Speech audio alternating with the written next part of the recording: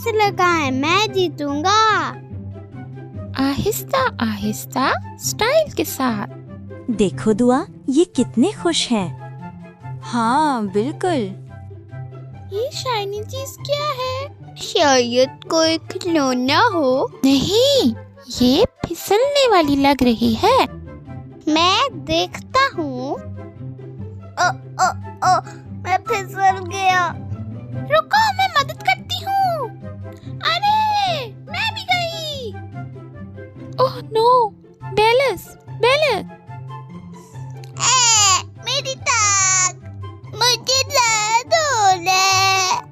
मुझे माफ कर दो पप्पू। हमें एहतियात करनी चाहिए थी। क्या हुआ? सब ठीक तो है? देखकर चलना जरूरी है। और ऐसे फर्श पर पड़ी चीजें डेंजरस हो सकती हैं। मैं साबुन उठा देता हूँ। अब मैं समझ गया। आओ, मैं सहारा देती हूँ। ये लो पप्पू, बैंडेज। ये लो, पानी पियो। पप्पू, अब बेहतर लग रहा है? हाँ, सबका शुक्रिया।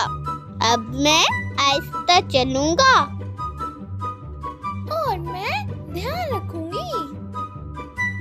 स्टाइल के साथ सेफ्टी भी। देखा, मिलकर सब आसान हो गया।